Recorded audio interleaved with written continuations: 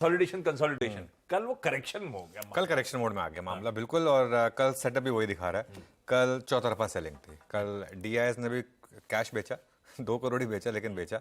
और एफआईआईएस ने बेचा करीब करीब 1900 करोड़। और वो जो एफआईआईएस का बार बन रहा था ना, एक ऐसा मेरे को लग रहा था कि शायद थोड़ा सा वो रेड जो लाइनें हैं वो धीरे धीरे कम हो रही थी। कल वो वापस एक बड़ी रेड लाइन बन गई। जो शुरुआत हुई थी एक्सपायरी वाले दिन से 4000 करोड़ बेचा था, अगले दिन 1000 करोड़, फिर 700 करोड़, परसों 93 करोड़, और कल 1900 करोड़ एफआईआईएस ने बेच दिया।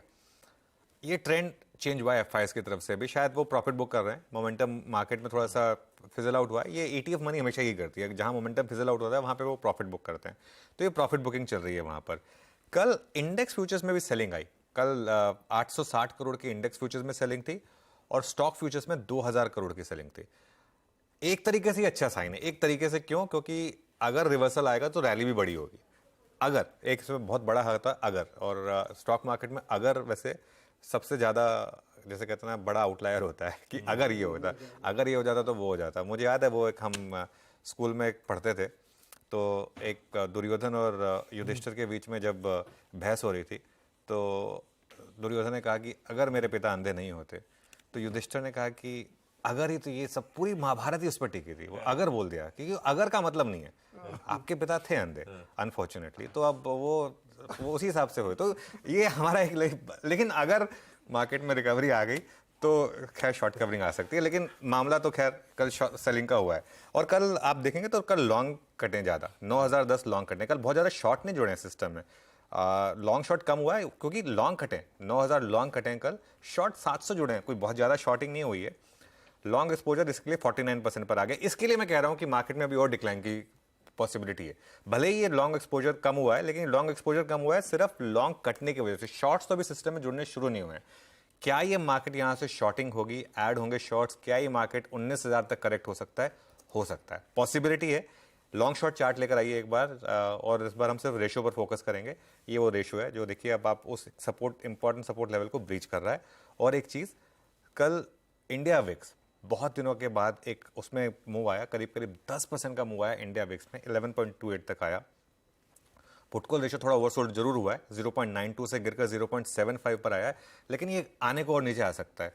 और हो सकता है आज थोड़ी शॉर्ट कवरिंग आ जाए, लेकिन अब मार्केट का ट्रेंड बदल गया। अब मुझे लग रहा है ये मार्केट एक बार के लिए आपको 19,100 19,200 तक जाने का दमखम रखती है, पॉसिबिलिटी है। तो अब मार्केट का जो टेक्सचर है वो नियर टर्म में, सिर्फ नियर टर्म में बाय ऑन डिप से सेल ऑन रैली पर आ गया, सिर्फ नियर टर्म में। अगस्त का फ्यूचर का प्रीमियम अगर आप देखेंगे तो 79 पॉइंट का प्रीमियम घट के 70 पॉइंट पर रह गया, और 4 स्टॉक बैन में आ गए हैं। इंडियाबुल हाउसिंग, पीईएल और हिंदुस्तान कॉपर ऑलरेडी थे बैन में, कल जीएनएफसी भी ऐड हो गया बैन में। तो सेटअप जो है वो सेटअप खराब है। हो सकता है थोड़ी शॉर्ट कवरिंग आ जाए, लेकिन वो एक होप ट्रेड है। मार्केट का वर्डिक्ट बहुत क्लियर है कि नियर टर्म के लिए ट्रेंड थोड़ा खराब हुआ है, और अब शायद सेल ऑन रैली में आपको ज्यादा पैसे बनेंगे instead of buy on dips, लेकिन हम उसको रिविजिट करते रहेंगे। टेक्सचर बदल गया, ट्रेंड बदल गया, कल सारे समीकरण बदलते हुए नजर आए। तो ये अब तक बाय ऑन डिप्स के मार्केट से अब हम शायद for the time being at least sell on rallies का बाजार बन गया, यानी कि उछाल में बिकवाली करें। आज तो उछाल भी नदारत रहेगा। गिफ्ट निफ्टी कह रहा है कि दबाव के साथ शुरुआत होगी, तो निफ्टी का फिर आज का अप्रोच क्या रहेगा? आज का अप्रोच निफ्टी का, देखिए आज हम निफ्टी में थोड़ा वॉच आउट करेंगे, बहुत ज्यादा कूदेंगे नहीं किसी ट्रेड में। मैं लेवल्स बता देता हूं। हालांकि लेवल्स इतने मीनिंगफुल नहीं है, लेकिन फिर भी क्योंकि कई लोग लेवल्स को रिस्पेक्ट करते हैं, तो इसके लिए सबसे इंपॉर्टेंट लेवल जो पहला सपोर्ट है वो है 19,423, कल का लो। कल आखिरी घंटे में रिकवरी हुई अच्छी, 100 पॉइंट की रिकवरी हुई है, ऐसा नहीं कि छोटी रिकवरी हुई, एग्जैक्ट 100 पॉइंट की रिकवरी हुई है। तो इसके लिए 19,423 कल का लो, और हम आज 65 पॉइंट अगर गैप डाउन से खुलेंगे तो 35 पॉइंट रह जाएगा। कई लोग ये ट्रेड लेते हैं आशीष की, ठीक है आज हम गैप डाउन के साथ खुल रहे हैं, मैं एक लीप ऑफ फेथ ट्रेड ले रहा हूं कि मैं बाय कर रहा हूं, कल के लो का स्टॉप लॉस लगा दे रहा हूं। वो एक तरीका होता है, लेकिन वो रिस्की है। बड़ा सपोर्ट क्या है 19,385, क्योंकि आज एक्सपायरी है। वो ऑप्शंस के हिसाब से जो इकलौता पुट जहां पर थोड़ा सा वो ऑप्शन का डेटा बचा है वो 19,400 का है, तो 19,385 एक बड़ा सपोर्ट है। रेजिस्टेंस कहां पर है? पहले तो 19,550 निकलना मुश्किल होगा, जो कि आपका 20 डे एक्सपोनेंशियल मूविंग एवरेज है, वो गिरकर 563 से 550 पर आ गया है। और दूसरा बड़ा रेजिस्टेंस 19,600, जो कि ऑप्शंस बेस्ड है। मेरे ख्याल से ये क्रॉस नहीं होगा, इसमें टाइम लगेगा। स्टेबिलिटी जब तक ना आए तब तक कोई ट्रेड नहीं है। अगर निफ्टी ने कल का लो बचाया और 1 घंटे तक टिक गए हम उसके ऊपर, स्टेबिलिटी आई, 19550 के ऊपर निकल गए आप, ये सब आपको वेट करना पड़ेगा, तब एक बाय ट्रेड इनिशिएट होगा और उस बाय ट्रेड में स्टॉप लॉस लगेगा 19,423 का। लेकिन मेरे ख्याल से बड़ा ट्रेड होगा अगर रिकवरी फेल होती है, जहां पर भी रिकवरी फेल हो और 19,550 रिजेक्ट हो, वहां पर शॉर्ट कर दें और एक स्टॉप लॉस लगा दें 19,600 का। डे ट्रेडर्स के लिए ये स्ट्रैटेजी होगी। ये है निफ्टी का आज का approach. 550 600 for the time being निकलना मुश्किल, उसको मद्देनजर रखते हुए स्ट्रैटेजी आपकी स्क्रीन पर। निफ्टी बैंक, इसने भी कल इंपॉर्टेंट एवरेज, ऐसे नहीं कि सिर्फ निफ्टी ने, इसने भी अपने इंपॉर्टेंट एवरेजेस कल ब्रीच करे, थोड़ा बहुत ज्यादा पेन इसमें था। क्या करना चाहिए? हाँ, निफ्टी बैंक में बहुत पेन था कल, और निफ्टी बैंक ने एक्चुअली कल कंप्लीट ट्रेंड रिवर्सल दिखा दिया। जो 45,100 को होल्ड कर रहा था, कल कॉल राइटिंग देखिए आप निफ्टी बैंक में किस लेवल की कॉल राइटिंग हुई है। 3 कॉल्स लेके आते हैं पहले, उसके बाद एक अलग से डिस्कस करेंगे। 45,000, 45,100 और 45,200, ये 3 कॉल्स, और ये आज की एक्सपायरी की कॉल्स हैं।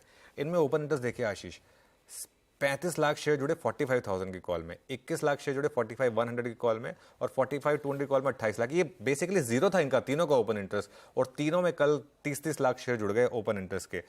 जस्ट एक एग्जांपल देने के लिए 45,000 की कॉल को सेपरेटली देख लेते हैं। 45,000 की कॉल में क्या हुआ, 1755% का ओपन इंटरेस्ट जंप, मतलब इतना मैंने कभी नहीं देखा। और प्रीमियम कोलैप्स देखिए 76% का। ये आपको बता रहा है किस लेवल की कल कॉल राइटिंग हुई है। और जब इस लेवल की कॉल राइटिंग होती है ना एक्सपायरी से एक दिन पहले, तो वो आपको इंडिकेट कर देता है कि मार्केट का ट्रेंड बदल गया है। फिर से अगर यूज कर रहा हूं, तो अगर ये क्रॉस हुआ तो बड़ी रैली आएगी, लेकिन टफ लग रहा है मुझे नहीं लग रहा कि इतनी आसानी से होगा। पहला 45,100 टू 45,200 का जो एक आपका बड़ा सपोर्ट था, अब वो आपका एक बड़ा रेजिस्टेंस बन जाएगा 45,100 टू 45,200। बाइंग कहाँ करनी है आपको? बाइंग करनी है आपको सिर्फ और सिर्फ अगर 45,200 के ऊपर हम निकल जाएं और टिक जाएं। निकलना जरूरी है और टिकना जरूरी है, उसके ऊपर टिकें तभी आपको बाइंग करनी है। देखिए थोड़ा कंफर्ट आना चाहिए बाइंग करने से पहले, तभी आपको बाय करना है। और सपोर्ट कहाँ पर है? पहले तो 44,720 जो कल का लो है, और 44,550 जो 50 डे एक्सपोनेंशियल मूविंग एवरेज है। बैंक निफ्टी में अब ट्रेड सेल ऑन रैली की है, इसमें कोई डाउट नहीं है मुझे। और अगर 44,550 टूट गया तो पॉसिबल है कि हम इवन 43,500 44,000 तक के भी लेवल्स देख लें एक बार के लिए। मार्केट में अपने आप को हमेशा एडजस्ट करना होता है आपको, आप एक परमा व्यू लेकर नहीं चल सकते। बहुत लोग कह रहे हैं कि मेरा तो 48,000 50,000 का व्यू था, वो तब था, और मैं अभी भी कह रहा हूं कि एक स्लाइटली लॉन्गर टर्म पर्सपेक्टिव से वो व्यू अभी भी इंटैक्ट है। लेकिन अगर नियर टर्म में कुछ चीज़ें बदल रही हैं तो आपको उस हिसाब से एडजस्ट करना होगा अपने आप को। बेसिकली आप गूगल मैप लगाकर आप कहीं निकलते हैं, रास्ते में अगर कोई वो वन वे है, ट्रैफिक ज़्यादा है, कोई सड़क बंद हो जाती है मान लो, तो आपको घूम के जाना पड़ता है। पहुंच तो जाते हैं आप डेस्टिनेशन में, लेकिन टाइम ज़्यादा लगता है उसमें। तो ये वो वाला मामला है, एक सड़क बंद हो गई बीच में, उसमें टाइम लग रहा है, कोई प्रॉब्लम नहीं है, लेकिन नियर टर्म में थोड़ा सा प्रॉब्लम है मार्केट में। बहुत बढ़िया एग्जाम्पल। ये रोज घर जाते जाते शाम